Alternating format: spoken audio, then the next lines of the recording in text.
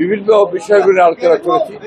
আমরা সবচেয়ে বেশি জোর দিয়েছি মাদক নিয়ন্ত্রণের জন্য। আমরা আশা করি যে আমাদের এসপি সাহেবের নিজস্ব ব্যক্তিগত তত্ত্বাবধানের মাধ্যমে অতি দ্রুত এর উপরে আজ থেকেই কার্যক্রম শুরু হবে।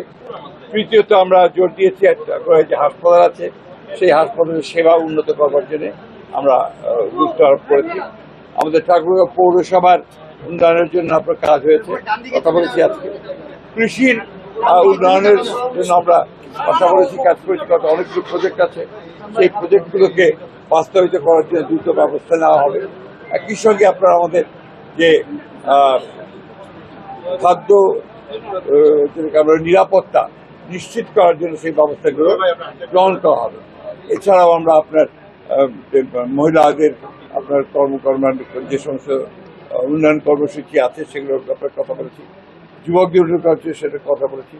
আমাদের যে ফ্যামিলি কার্ড, যেটা আমাদের মাননীয় প্রধানমন্ত্রীর সবচেয়ে বড় একটা আপনার কর্মসূচি, সেই কর্মসূচিকে অবিলম্বে আমার মনে হয় যে এই মাসের মধ্যেই হয়তো এটাকে আপনার ইমপ্লিমেন্ট করা হবে। রহিমনপুরের একটি ইউনিয়নকে ওয়ার্ডকে নেওয়া হয়েছে প্রাথমিকভাবে। এটা কাজ শুরু হবে আপনার পাইলট প্রজেক্ট হিসেবে। এইভাবে আমরা কাজ করি। অন্যান্য অনেক বিষয়ে কথা হয়েছে, প্রত্যেকটি বিষয়ে।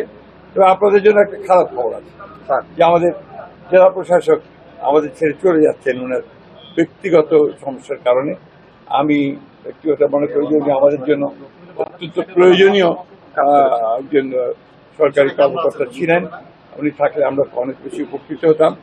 আমরা আশা করব যে ভবিষ্যতে যিনি আসবেন তিনি একইভাবে ঠাকুরগাঁওয়ের উন্নয়নকে প্রাধান্য দিয়ে তিনি কাজ করবেন। এই হচ্ছে মোটামুটি।